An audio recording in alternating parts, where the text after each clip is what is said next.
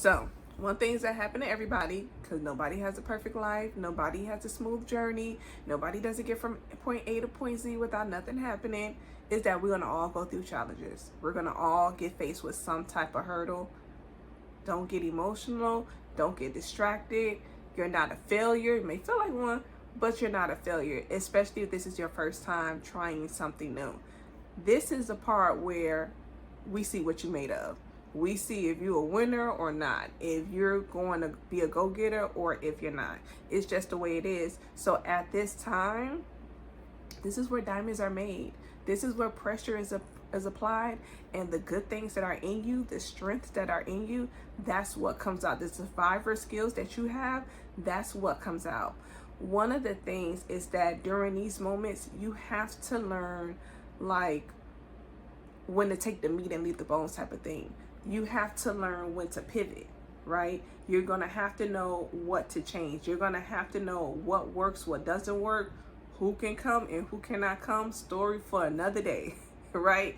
But you have to, this is where you do your checklist. This is where you really hone in.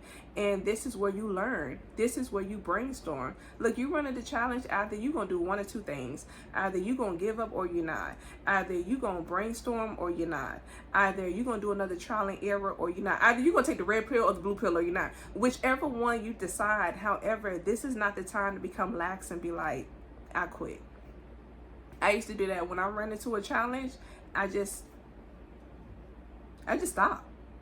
I would just stop because I would get so frustrated because one, I was impatient. And two, I was frustrated because it's like, why didn't it work? You know, there could be some errors or something, some steps that you missed and what you're trying to accomplish. And it's okay. Just go back and do it again. It's not the end of the world.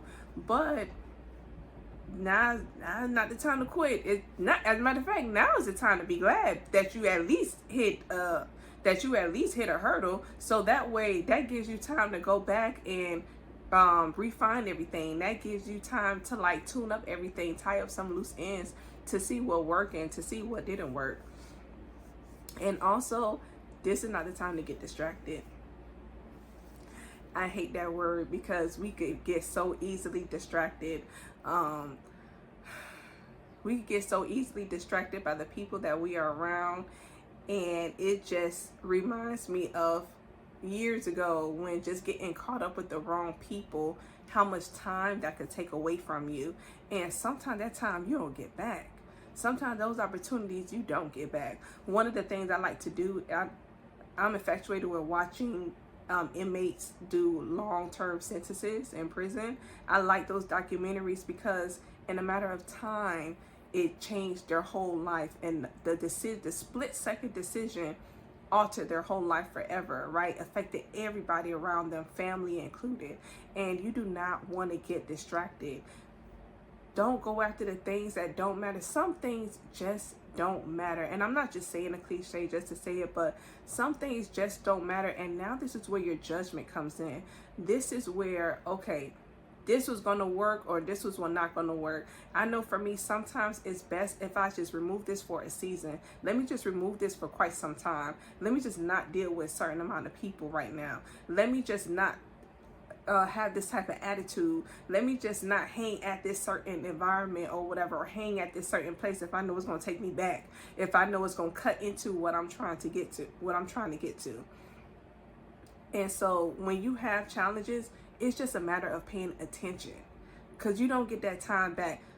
You'll look up, before you know it, your kid's grown. Before you know it, you finally got your degree. Before you know it, your house is paid for. Before you know it, you'll be 40 or you'll be turning 30. Or I remember being at school and they used to tell us all the time, excuse me, they used to tell us all the time, you have plenty of time. You have plenty of time to be grown. You have plenty of time. And you know, you was 15, 16, 17 years old and you'd be like, well, when that's going to happen? I still got curfew. I still got to deal with my parents or whatever. Use your time wisely, because some people wish they had what you had. You know, I had heard somebody say when they look at a cemetery, they don't see like a cemetery just full of dead people. It's just full of dreams that people, a lot of times people died with their dreams. And I'm talking about not the ones that died trying, but the ones who just never took that step. The ones who ran into one challenge, the ones who ran into one hurdle, and they never looked back, they never tried again. You don't know what you have. You don't know what you have unless you're patient. And I like this story about John Waite. John Waite, he had this, I don't know how to describe it. I'm going to paraphrase the story so bad. But John Waite, last name W-A-I-T, he had this product where he was going from like door to door. It was supposed to be some type of dietary gelatin substance, so people can eat. And he went door to door, trying to get this sold, and it just didn't work out. You know, he had been doing it for quite some time, and it just didn't work out. Ended up selling his patent for about $500, and what we know today is Jello. And had he just waited, you know, you run into challenges where you get rejected. You run into challenges where you get the door closed on you. I've had, like I said, I got a product, I've had a door closed. I wish I had at least a door closed. I just been ignored. You know, being ignored is the worst, but you know, I just been ignored. But what, I can't stop. I can't stop, because one day you knock on that door, one day somebody gonna answer that email, one day somebody gonna return that phone call, and you just also have to be ready. You know, they say, well, if you get ready, you stay ready, you ain't got to get ready. No, being ready, you also need to be prepared, because you don't know. You don't know when somebody's gonna listen to your music. You don't know when somebody's gonna buy your artwork. You don't know when a supervisor's gonna call you and say, hey, we got an open position.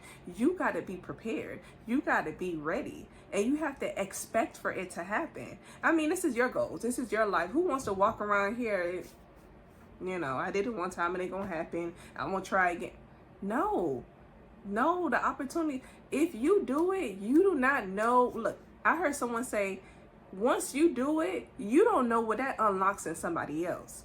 You don't know if that other person is meant to help you in your business. You don't know if that other person is meant to serve you. Or you don't know if you just gave them something so that way they could go and do their own thing. So when you run into challenge, it's not the end of the world. It's actually probably going to be the happiest time, because now it's like, okay, this one door closed, I'm being redirected to something else now. And now I know I could go on this path. I could go down this corridor. Challenges are going to happen. It happens to, and remember, it happens to us all. You're not the only one.